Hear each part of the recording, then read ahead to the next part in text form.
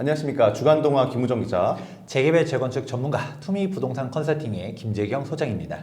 네, 유난히도 부동산 시장이 다사다난했던 2023년도 이제 얼마 남지 않았습니다. 올 한 해 특히나 재건축 재개발 시장에 다양한 이슈가 있었는데요. 오늘은 김 소장님과 함께 2024년도 재건축 재개발 시장 전망과 투자 방법에 대해 이야기 나눠보겠습니다. 네, 소장님, 2024년에도 재건축 재개발 시장을 주목할 여지가 좀 있을까요? 어떻게 보십니까? 저는 주목을 해야 된다라고 말씀드리고 싶습니다. 오히려 재개발 재건축 투자 같은 경우는 어렵고 복잡하다 보니까 많은 사람들이 부동산 투자처 중에서 약간 원래 재개발 재건축 투자하던 사람들만 많이들 투자를 하지 일반인들은 조금 접근을 못 하시는 부분들이 있었거든요. 그런데 이제 2024년도 같은 경우는 이제 오르는 것만 오른다라고 생각을 합니다. 그렇다 보니까 사실 당장 내년도 전망을 지금 뭐 하는 자리는 아니지만 2024년도 같은 경우는 옥석 가리기가 정말 중요한 포인트라고 보고 있거든요. 이거는 정비 사업에서도 옥석을 가리긴 해야겠지만 일단 부동산 상품군 자체도 그렇다라고 보고 있습니다. 이제 서울과 지방과의 양극화도 있을 거고 서울 내라고 한다 하더라도 상품별 양극화가 정말 심해질 가능성이 높습니다. 대표적으로 신축 아파트 전성시대가 올 것이다 라고 보고 있는데요. 저희가 일전에도 한번 영상 찍은 적 있긴 한데 바로 5년 뒤에 공급 절벽이 우려가 된다라는 말씀 해드렸었습니다. 지금 각종 공사비 인상이라든지 금리 인상, 인건비 인상 등으로 인해서 인허가 실적 자체가 반내 반토막이 나고 있고요. 실제로 인허가를 받았다 하더라도 실착공으로 이어지지 못하는 사업장들이 많습니다. 여전히 지금 서울 같은 경우는 부동산 가격대들이 많이 회복했었고 실제로 일반 분양 같은 경우도 지금 서울 분양가대는 계속 높아지고 있지만 여전히 또 한편의 뉴스를 보다 보면 PF 문제가 정말 심각하다라는 말들도 들려오지 않습니까? 이게 분양시장이 좋은 곳들은 괜찮지만 여전히 안 좋은 곳들도 많습니다. 그리고 부동산 가격 자체도 서울이 많이 올랐다라고 해도 사실 강남권들은 정고점 가격들을 향해서 다들 갔지만 우리가 마용성만 하더라도 정고점 대비 한 90%선 그 너머로 가게 되면 여전히 노도강 금강구 같은 경우는 가격 회복을 많이 못한 부분들도 없지 않아 있습니다. 근데 이게 또 넘어갔었을 때 지금 전세 사기 문제도 정말 심각하지 않았습니까?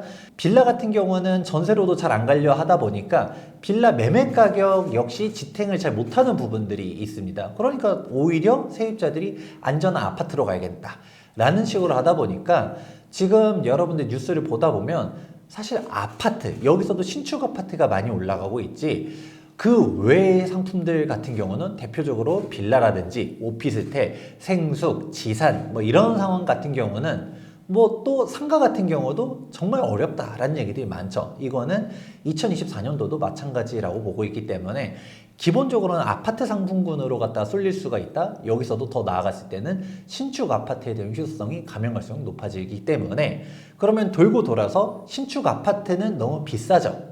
그렇다 보니까 신축 아파트를 받을 수 있는 권리가 무엇이냐라고 하면 재개발과 재건축이기 때문에 여러분들이 뭐 특히 뭐 신도시로 갈 거면 모르겠지만 서울이라든지 구도심에서 내가 직장도 있고 여기 거주하고 싶다라고 하면 재개발 재건축을 관심 갖기 싫어도 관심 가질 수밖에 없다라고 말씀드립니다. 말씀 들어보니까 내년도에는 신축 아파트의 소구력, 희소성이 더 높아질 것이기 때문에 재개발 재건축에 집중을 해야 된다 짚어주셨는데요.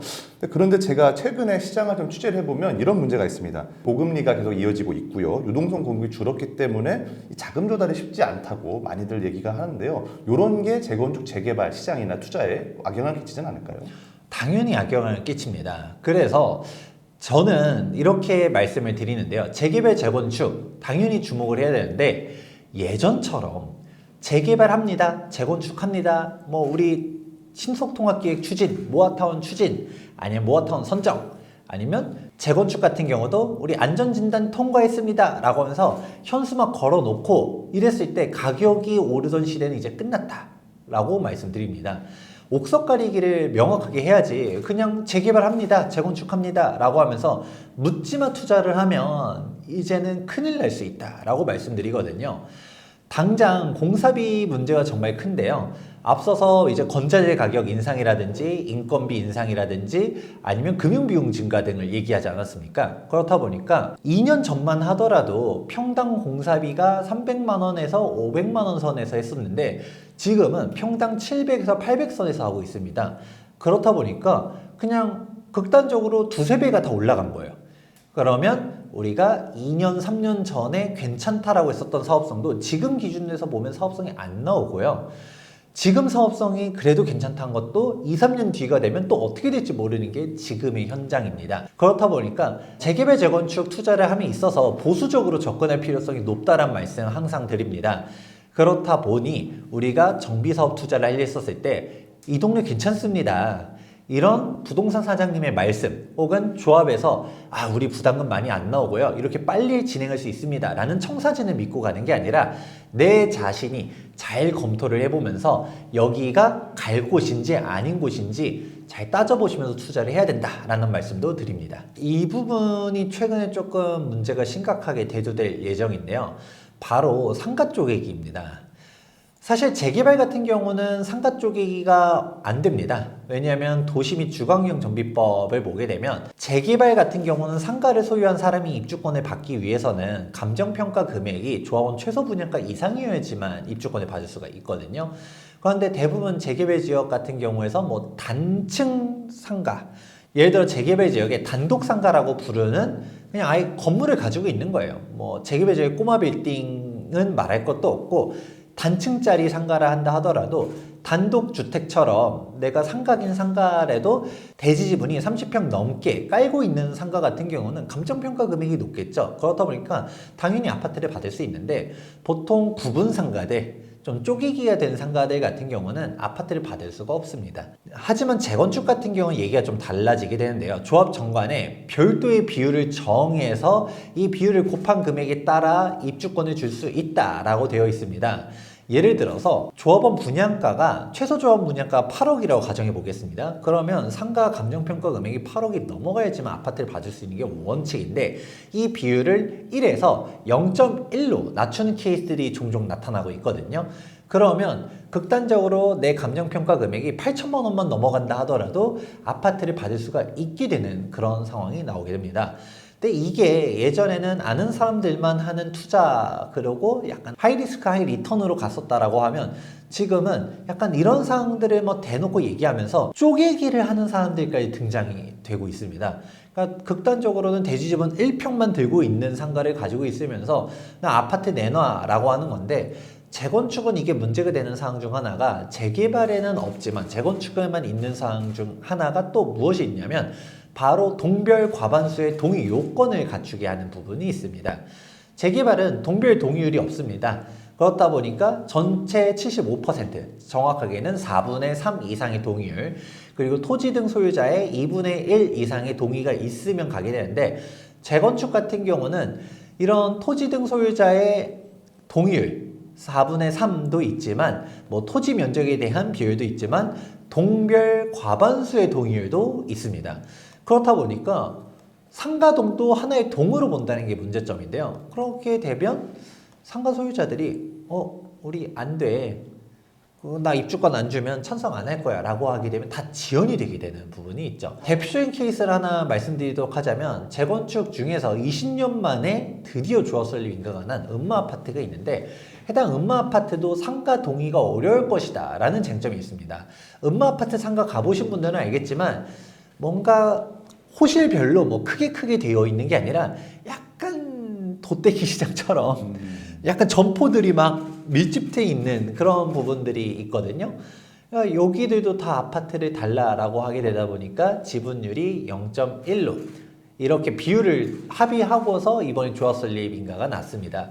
그러면 사업성이 많이 떨어지게 되겠죠. 그렇다 보니까 최근 기사 여러분들이 살펴보시면 아시겠지만 조합설립 인가 시점에도 동일 평형을 넘어가려 했을 때도 4억 넘게 부담금을 내야 되고, 평형대를 높이려고 하면 최대 7억 7천의 부담금을 납부해야 될 것이다 라는 추산액이 나왔는데, 문제는 조합설립 인가 때 추산액은 약간 좀 긍정적으로 보는 측면들이 많거든요.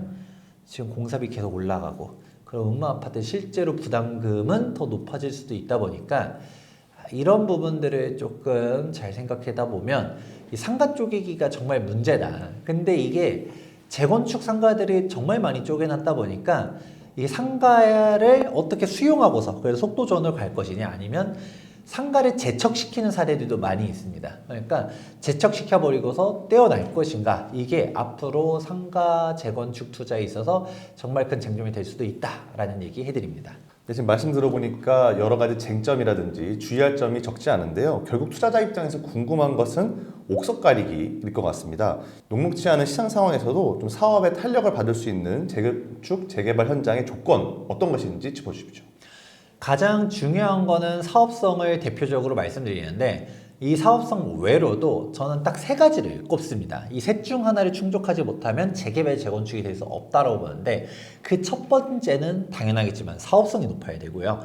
두 번째는 입지가 좋을 것, 세 번째는 주민들의 분담금 납부 능력이 높을 것입니다. 설령 사업성이라든지 입지가 안 좋다 하더라도 분담금만 납부할 수 있다라고 하면 재건축, 재개발할 수 있습니다. 왜냐하면 건설사들이야 도급 계약을 통해서 이루어지다 보니까 돈만 준다라고 하면 당연히 공사를 해주죠.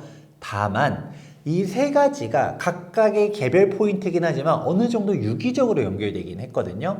그러면 하나씩 설명해 드리도록 하자면, 당연하겠지만 사업성이 높은 거는 정말 중요하죠. 우리가 단적으로 말씀드리는 사업성의 척도는 용적률인데, 현재 용적률은 낮을수록 좋고 미래에 받을 수 있는 용적률은 높을수록 좋다라고 표현을 해드립니다. 왜냐하면 단순히 용적률이 높을수록 좋아요 라고 한다 하더라도 이미 용적률이 높아요. 대표적으로 일기 신도시들을 보다 보면 대부분 용적률을 200% 전후로 조성이 되어 있다 보니까 용적률 300%까지 높인다 하더라도 늘어나는 용적률이 높지 않다 보니 사실상 주민들의 분담금을 더 많이 내야 되는, 즉 사업성이 떨어지는 사항들이 많다 보니까 사람들이 우려를 많이 하지 않습니까? 그렇다 보니까 노후계획도시 특별법 얘기들도 나오는 배경이 여기 있는 것인데, 즉 대표적으로 서울로 들어가게 되면 상계동, 중계동이 있고 목동이 있습니다. 우리가 0.5기 신도시라고 얘기를 하거든요. 대지 지분도 높고 용적률 되게 낮게 설계들을 해놨습니다. 용적률이 100%대 초반인데 상계동, 중계동 같은 경우는 대부분 용적률이 200% 전후를 합니다. 그렇다 보니까 똑같이 80년대에 조성이 됐다 하더라도 용적률 차이가 있죠. 그러니까 우리가 3종 일반 주거 지역이라 한다 하더라도 목동 같은 경우는 사업성이 매우 높고, 이를 단적으로 보여주는 게 대지 지분인데 이 대지 지분이 20평대가 넘어가는 반면 상계동, 중계동 같은 경우는 용적률도 200%대에서 대지 지분을 이제 한번 살펴보게 되면 10평도 안 된다든가 10평 초반대인 경우들이 정말 많습니다. 그렇기 때문에 이런 대지 지분들, 용적률들을 잘 따져가셔야 사업성 체크들을 할 수가 있다라고 말씀을 드리고요. 그러면 이런 사업성이 낮다 하더라도 갈 수 있는 두 번째 요건 중 하나가 바로 입지입니다. 단적으로 우리 강남 재건축들 한번 살펴보게 되면 강남에 일반 분양이 나온다 했었을 때 일반 분양 막 몇백 세대씩 하고 막 1000세대씩 하고 그런가요?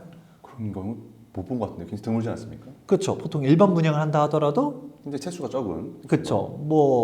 많아야 2, 300 그렇죠. 정도 하고 100세대도 분양 안 하는 재건축들 많이 보셨을 겁니다. 대표적으로 지금까지 준공된 단지 중에서 단일 규모로 가장 큰 재건축이 바로 송파 헬리오시티입니다. 가락시형 재건축인데 9,510세대, 무려 1만 세대에 가까운 재건축 단지였었지만 여기서 일반 분양 세대 수가 1,500여 세대밖에 안 됐습니다. 그렇다 보니까 2,000세대, 3,000세대가 조성된다 하더라도 일반 분양 세대 수가 많지가 않은 거죠. 이게 재건축의 한계인데, 그렇다 하더라도 우리가 재건축, 여기서도 강남 재건축들은 설령 100세대를 분양한다 하더라도 분양가가 다르잖아요. 물론 이제 강남 주민들 입장에서는 분양가 상한제가 적용되다 보니까 더 높게 분양할 수 있음에도 불구하고 싸게 분양하는 게 억울할 수는 있어도, 그래도 일단 강북에서 분양하는 거랑 지방에서 분양하는 거랑 분양 수익 금액의 차이가 다르죠. 그래서 입지가 좋으면 어느 정도 일반 분양 세대가 낮아도 상충할 수 있는 부분들이 분명히 존재하고요. 그리고 강남이다, 설령 일반 분양 세대 수가 더 낮아서 사업성이 떨어진다 하더라도 신축 아파트가 비싸죠. 단적으로 반포의 신축이라고 하게 되면 그냥 40억이 넘어가게 되고, 또 한강까지 잘 보인다라고 하면 호가는 50억도 가는데, 그러면 우리도 재건축했었을 때 설령 부담금을 5억을 내든 아니면 우리는 고급화, 초고층 이렇게 만들어서 8억을 낸다 하더라도 재건축만 완료되면 우리는 4, 50억 갈 것 같아. 특히 고층으로 가면 갈수록 공사 비용도 늘어나고 공기도 늘어나거든요. 그래도 한강뷰가 되고 안 되고에 따라서도 프리미엄이 달라지잖아요. 그러니까 우리는 부담금을 더 납부한다 하더라도 프리미엄, 고급화로 갈 것이다 라고 하는 사람들이 많아지겠죠. 그렇다 보니까 입지가 좋으면 이제 어느 정도 사업성이 떨어진다 하더라도 상충되면서 끌고 갈 수 있는 게 있고, 마지막으로 분담금 납부 능력도 이게 결국 돌고 돌아서 연결이 되는데, 입지가 좋으면 우리 부담금을 납부해서라도 하자라는 사람들이 많겠죠. 그게 나는 이 부담을 할 수 있다라고 생각한다 하더라도 절대 다수, 최소한 75% 이상의 동의가 나와야지만 추진이 되기 때문에, 입지가 좋은 것들은 그래도 분담 금액이 많이 나온다 하더라도 재건축 합시다, 주변 시세가 높으니까 갑시다 라고 하겠지만, 서울에서도 아무래도 상대적으로 입지가 떨어지는 곳들이라든지 아니면 경기권 같은 경우는 경기도도 경기도 나름이겠지만 사실 가격대가 어느 정도 밀리는 지역들은 부담금을 우리가 5억씩 내면서 이 사업을 해야 돼 라는 의문이 나오는 사람들이 많으면 많을수록 재건축, 재개발 사업을 하기가 어려워질 수 있다. 그래서 이 세 가지를 주목하라는 얘기하는데, 첫 번째는 사업성, 두 번째는 입지, 세 번째는 부담금 납부 능력, 이렇게 얘기 드리고, 그러니까 여러분들이 내가 투자하려고 있는 재개발 지역, 재건축 지역의 현황이 어떤지, 입지는 어떤지, 사업성은 어떤지, 주민들에 대한 이 부담금에 대한 인식들 어떤지 한번 잘 살펴보시면서 옥석 가리기 하면 좋을 것 같습니다.